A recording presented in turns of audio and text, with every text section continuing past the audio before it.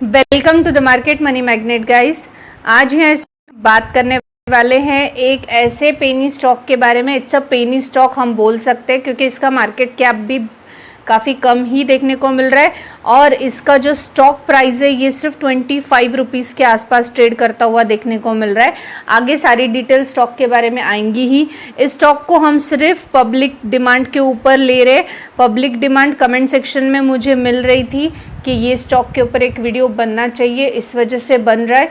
तो यहाँ पे किसी भी तरह का बाय या सेल का रिकमेंडेशन नहीं है। आपको खुद भी अपना फंडामेंटल एनालिसिस करने के बाद ही इन्वेस्ट करने के बारे में सोचना है। जस्ट बिकॉज स्टॉक प्राइस देख के आपको इन्वेस्ट नहीं करना है। तो सबसे पहले तो हम इसके फाइनेंशियल्स देखेंगे। सिर्फ नाम देख के आप अगर इन्वेस्ट करने चले जाओगे तो आप खुद अपने रिस्क में आओगे। पूरा फंडामेंटल्स देखने के बाद डिसाइड कीजिए कि आपको इन्वेस्ट करना है या नहीं करना है।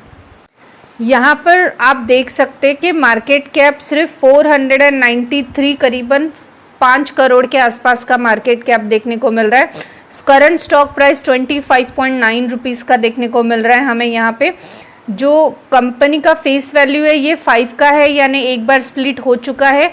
तो 25 रुपीज़ डेफिनेटली जो प्राइस है वो सर्टन प्राइस नहीं है, इससे बड़ा होगा प्राइस और फिर वापस करेक्शन आके स्प्लिट के बाद जो करेक्शन आता है उसमें 25 रुपीज़ का प्राइस देखने को मिल रहा है। स्टॉक पी 7.50 है, स्टेबल है। ROCE और ROE भी ओके देखने को मिल रहा है।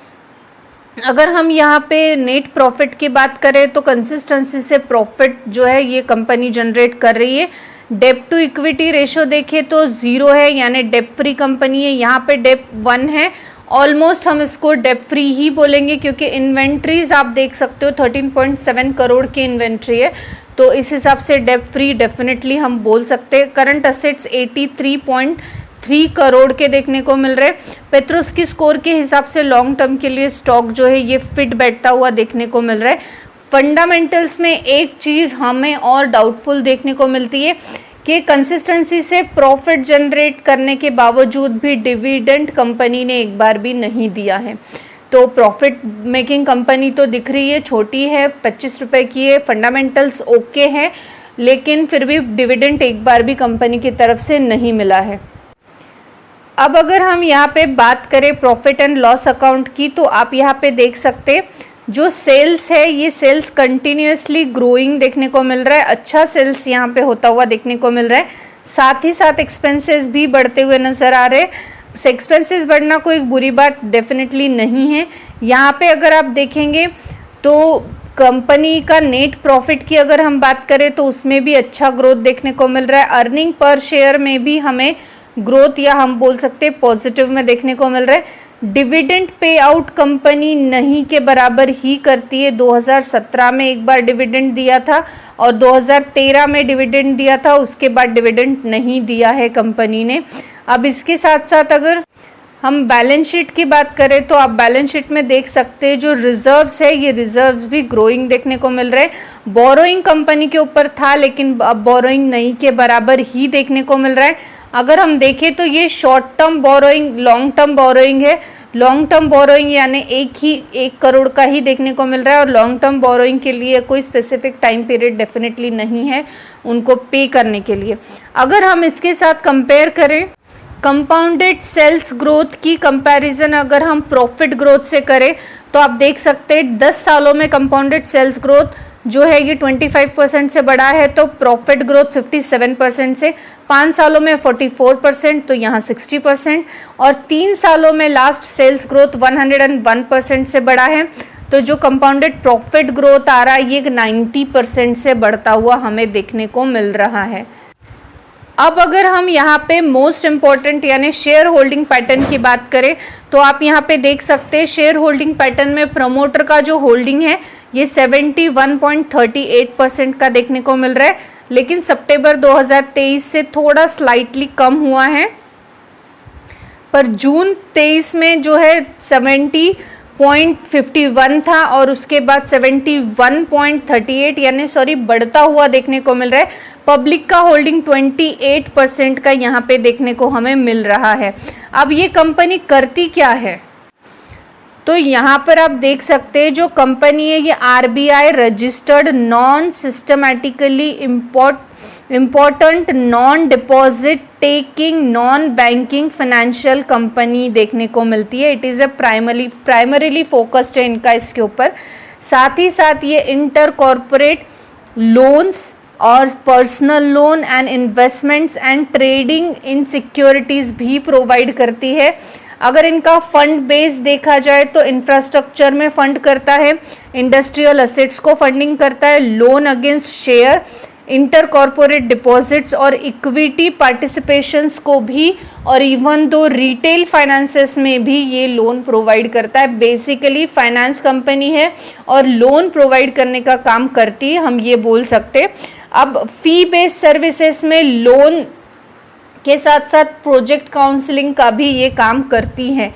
इनके क्लाइंट में आपको great eastern, Jain reality, main square, MSP steel and power जैसी बहुत सारी कंपनियां देखने को मिलती है जो कि इनके क्लाइंट बेस पर हमें देखने को यहाँ पे मिल रही है। अब अगर हम बात करें कि ये कंपनी है कौन सी, तो हम बात कर रहे हैं यहाँ पे UI फाइन क्रॉप लिमिटेड की। अब UI फाइन क्रॉप लिमिटेड जो है आप देख सकते हैं आज करीबन 2491 पे देखने को मिल रहा है, जो कि आज हमें ये माइनस में देखने को मिला।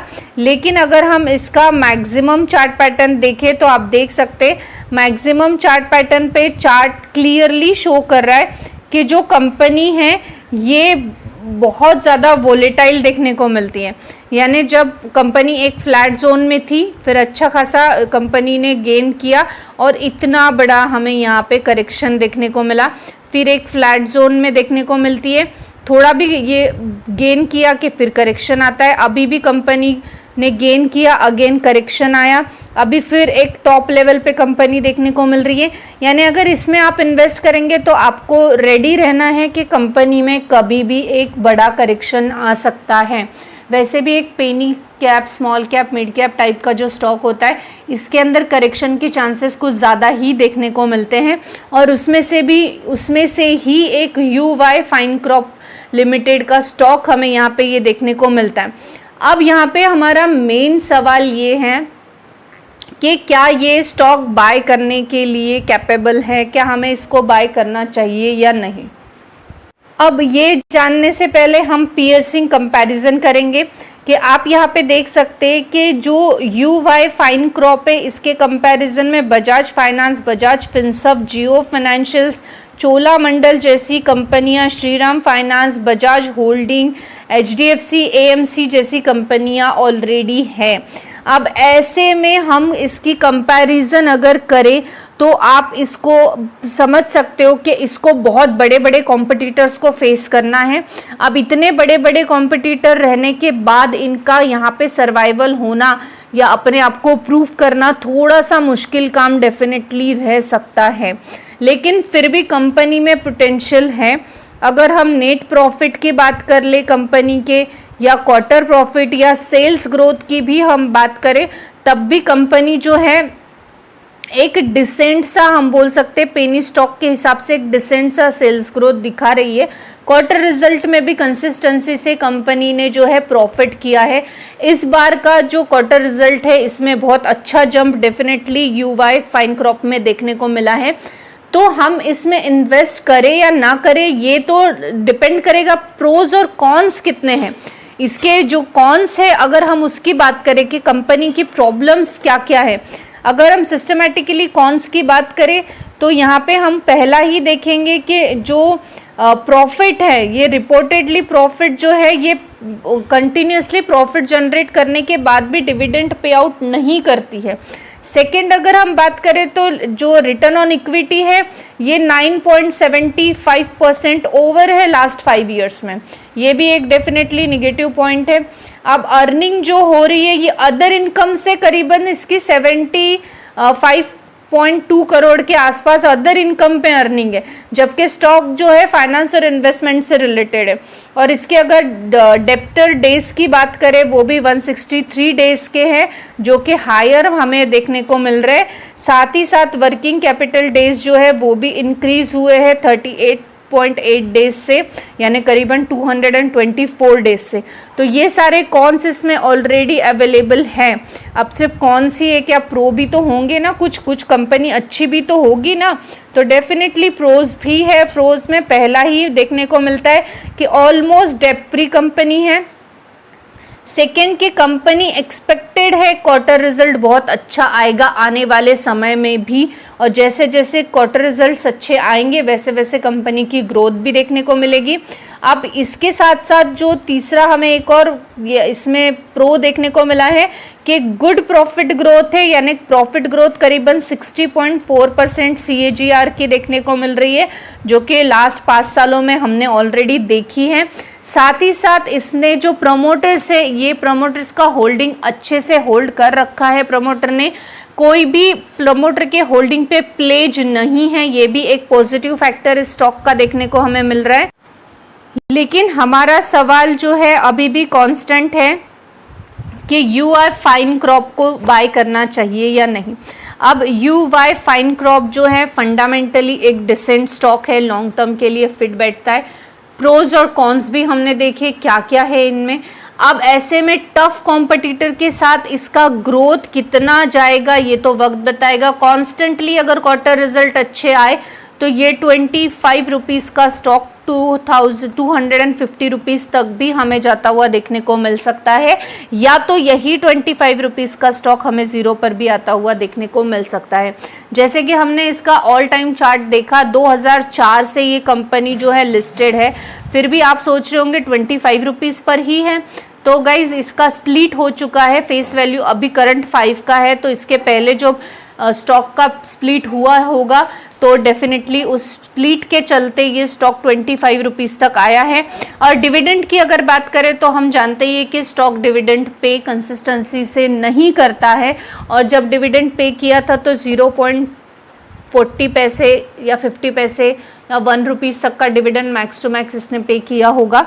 तो बेसिकली आप अगर किसी पेनी स्टॉक में इन्वेस्ट करने की सोच भी रहे हो तो आप इस पे चांस ले सकते हो 1% 10% के हिसाब से सिर्फ, क्योंकि जैसे ही मार्केट में क्रैश आएगा या मार्केट का जो बबल है अभी वो फूटेगा, ब्लास्ट होगा, तो सबसे पहले इस तरह के स्टॉक जो है ये कोलैप्स हो जाएंगे या गिर जाएंगे। तो अभी फिलहाल आप इसमें एक छोटा सा अमाउंट, जितना अमाउंट आप इन्वेस्ट कर कर बुरा न फील करो कल ज़ीरो हो जाए, उतना ही अमाउंट आप इसमें लगाने की सोचिए। पोर्टफोलियो का 1% लगाना भी बेवकूफ़ी होगी। आपको एक पर 25 रुपीज़ के हिसाब से हम बोलेंगे 250 रुपीज़ या 500 रुपीज़ जितना कि हम CCD में एक टाइम पे खर्च कर देते हो 1000 रुपीज़ तक, उससे ज़्यादा इन्वेस्ट करने का चांस तो इसमें नहीं लेना चाहिए, क्योंकि स्टॉक ऐसा नहीं कि बुरा है, फंडामेंटल्स अच्छे, लॉन्ग टर्म के लिए डेफिनेटली फिट बैठता है ये स्टॉक, लेकिन बहुत हाईली रिस्क वाला स्टॉक है। अब रिस्क में जो खेलना चाहता है वो कभी कभी अचीव भी करता है और कभी कभी फेल भी हो जाता है, लेकिन रिस्क में भी एक अच्छा अमाउंट क्रिएट करना या प्रॉफिट क्रिएट करना स्किल्ड पीपल को आता है, जो कि सिस्टमैटिकली और स्लो इन्वेस्टमेंट पे रिलाई करते हैं। अब इसमें इससे ज़्यादा तो मैं इस स्टॉक के बारे में यहाँ पे कुछ नहीं बोलना चाहूँगी। फिर भी अगर आपके कोई सवाल हो, आपकी कोई क्यूरी हो, तो आप मुझे कमेंट सेक्शन में भी पूछ सकते हैं, या आप मुझे इंस्टाग्राम पर भी मैसेज कर सकते हैं, वहाँ भी सवालों के जवाब मिलेंगे अगर वैलिड और स्टॉक मार्केट से रिलेटेड सवाल होंगे तो। आई होप आपको इन्फॉर्मेटिव लगी होगी। Thanks for watching.